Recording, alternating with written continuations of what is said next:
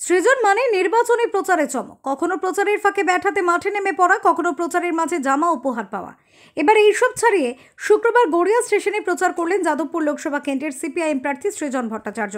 Local ট্রেনে নিত্যযাত্রীদের কাছে জনসংযোগ করেন তিনি। বেকারের চাকরির ব্যবস্থা, নিত্য প্রয়োজনীয় দ্রব্যের মূল্য হ্রাস করার প্রতিশ্রুতি দেন তিনি।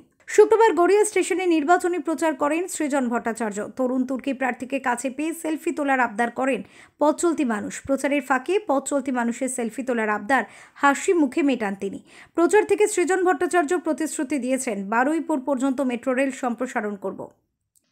আজকে সকালটা একটু ফাঁকা পেয়েছিলাম, এখন তো আস্তে আস্তে শেষের দিকে চলে এসেছে।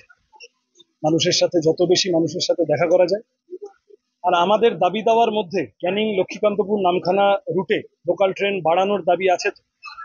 আমাদের দাবি দাওয়ার মধ্যে সোনারপুর স্টেশনের আন্ডারপাস বা এই ধরনের গড়িয়া থেকে বারুইপুর মেট্রো নিয়ে যাওয়া, আমি সাংসদ হলে এগুলো করার চেষ্টা করব। যেগুলো নিজে করার চেষ্টা করব, আমার লোকাল ট্রেনে যাতায়াতের অভ্যেস বহুদিনের। আজকে এই প্রচারের মাঝে আরেকবার অবস্থা এবং মানুষ কি বলছেন সেটা একবার শুনে গেল। সাড়া খুব ভালো, সাড়া সর্বত্র খুবই ভালো, এবং মানুষের মধ্যে স্বতঃস্ফূর্ততা আছে। তারা বলছেন যে ভোট দেওয়ার সুযোগ পেলে যাদবপুরকে এবার লাল রঙে রাঙিয়ে দেবেন মানুষ, সেই কথাই আমাকে বলছেন। আমি কনফিডেন্ট। উল্লেখ্য, যাদবপুর লোকসভা কেন্দ্রের পদ্ম শিবিরের ভরসা অনির্বাণ গঙ্গোপাধ্যায়। তৃণমূলের বাজি সায়নী ঘোষ। সিপিআইএম মাঠে নামিয়েছে ছাত্রনেতা সৃজন ভট্টাচার্যকে। যাদবপুরে নির্বাচনী প্রচারে ব্যাট হাতে খেলতে নেমে পড়েছিলেন সিপিআইএমের তরুণ তুর্কি প্রার্থী সৃজন ভট্টাচার্য। তার জয় নিয়ে 100% আশাবাদী তিনি।